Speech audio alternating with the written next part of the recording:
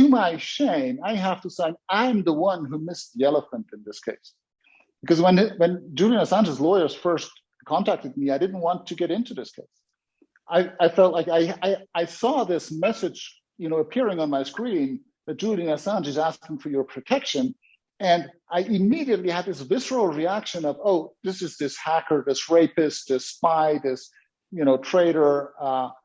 I'm not going to get manipulated by this guy. And I kind of just dropped that message. I didn't even get into this case. And so they had to come back 3 months later, and that was just a few weeks before he was expelled from the embassy, and say, look, we really have clear indications that he might be expelled from the embassy soon, and that would mean that he would be extradited to the US, where he might be facing an unfair trial and human rights violations. And they sent me a couple of pieces of evidence, medical opinions and other pieces of evidence.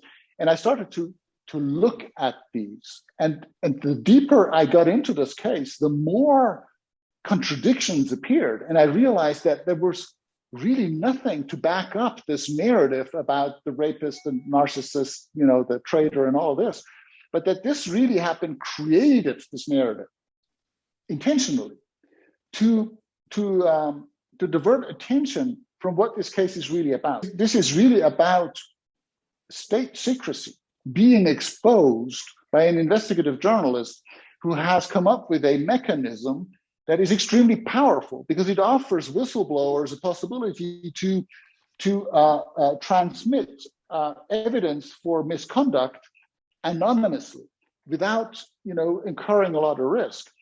And WikiLeaks, his organization, would then publish this evidence for the benefit of the public. And so that's extremely powerful. And governments immediately realize that if this proliferates, if there's not one WikiLeaks, but maybe 100 or 1,000 WikiLeaks at some point all over the world, then that's the end of our business model of secrecy. It hasn't been easy, this case. All the years that you've been with Reporters Without Borders, would you say that this has been the most challenging one for you to monitor? In terms of a campaign, because I am responsible for our global campaign to free Assange, I would say it has been one of the more challenging cases in terms of trying to effectively mobilize the public. And I found that in many countries, there's more sympathy for Assange. There's a, sort of more of a public understanding of the reasons he's been targeted and the principles at stake. It's been more challenging in the countries responsible for this, the US and UK. I don't think that's a coincidence. I think it's very clear that there has been a concerted attempt by some to paint him in a certain light.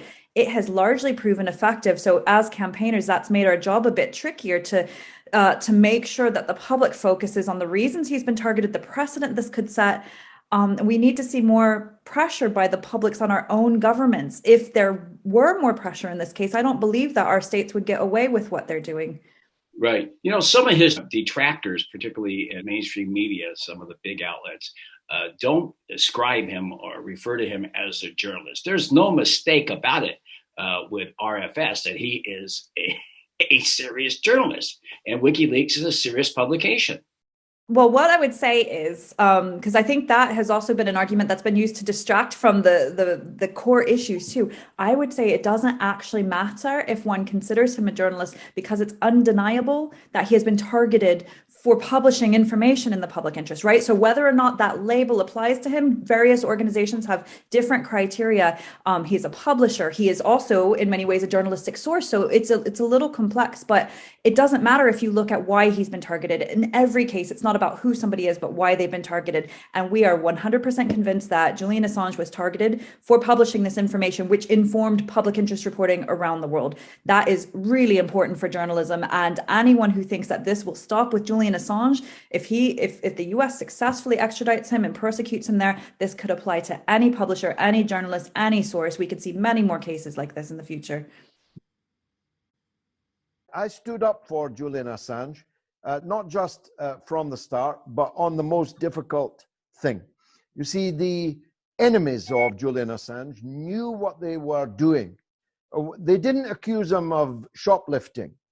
They didn't accuse him of passing a fake note or a false check.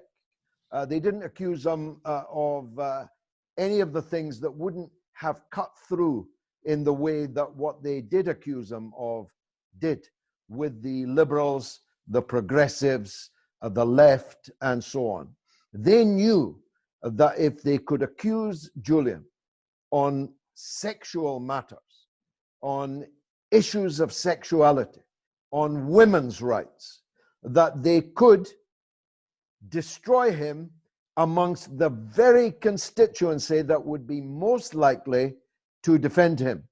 And when I defended him, I was then myself witch hunted and victimized over my stand on that. I knew instinctively at first, and then with chapter and verse, that the allegations against Julian in Sweden were false. I had the benefit of knowing him personally. I met him first in the Ecuador embassy, but I had worked with him prior to that without having met him. So I knew that he was a man of the finest metal, really, a treasure, a man that in a sane, logical, rational world would be a Nobel laureate, a man who stood up to the power, the same power I stood up to in the Senate, but with a very great deal more danger to him than I faced. After all, I was a British member of Parliament. They weren't going to put me in an orange jumpsuit and take me to Guantanamo Bay. At least I didn't think that they were. But Julian had no such assurance. He went into the lion's den without any of the protections that I had. And he did it on the most important things, the issues of war, torture, and the abuse of power.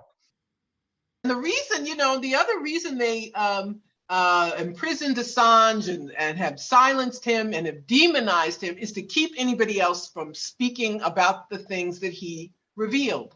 So even if you're not talking about jail, it's pretty clear that if you stand with him, you're going to be marginalized. Nobody wants to go through that, not even in some rhetorical way.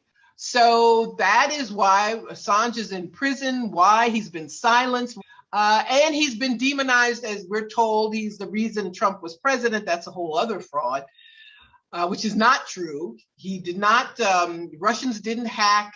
WikiLeaks, somebody at the DNC leaked those emails to him. I like to speak up on behalf of Julian Assange at every opportunity, as he revealed, and this is why they have beaten down on him so badly. He revealed U.S. war crimes.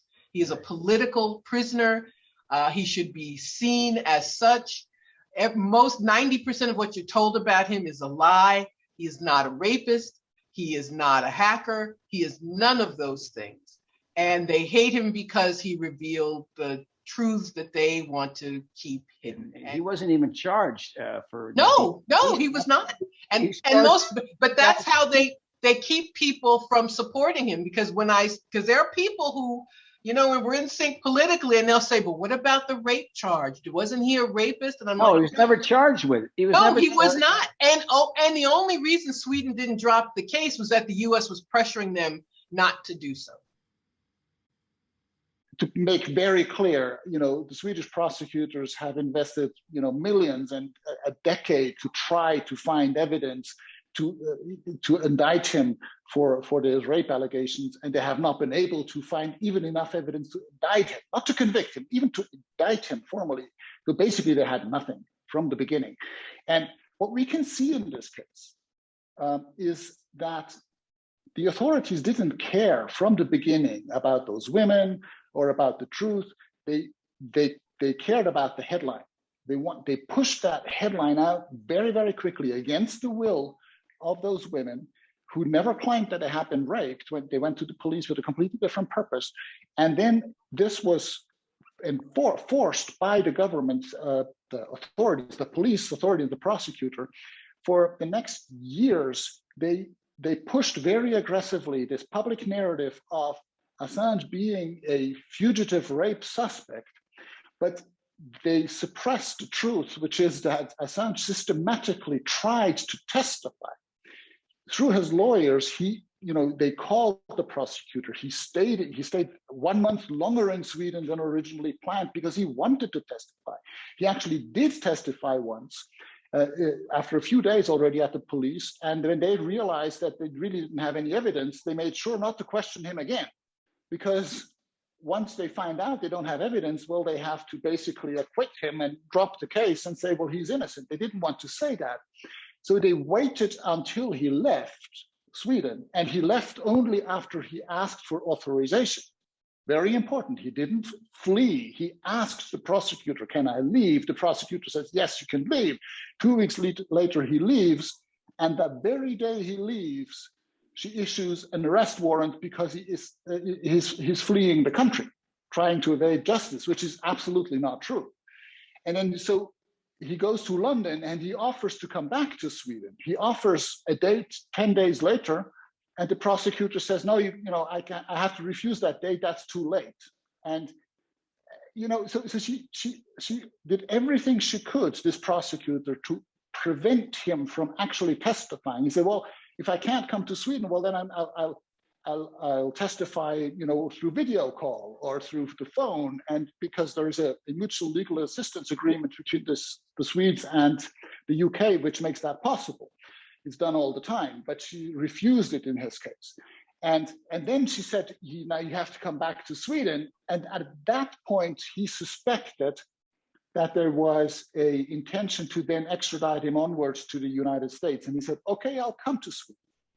And I've talked to his lawyers. They confirmed to me that they personally informed the Swedish government that Assange is prepared to come back, but please give him a guarantee you will not send him onward to the United States. And Sweden always refused to do that, and without any decent explanation.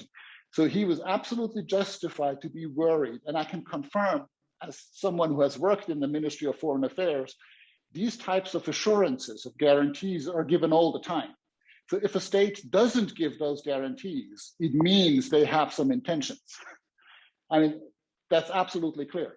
So this is just a Swedish dimension where you see that a narrative of the fugitive rape suspect has been perpetuated and pushed aggressively. And so with this, obviously they undermined the public support for him because everybody saw him now as a rapist. Right. So that was the purpose of this, you see?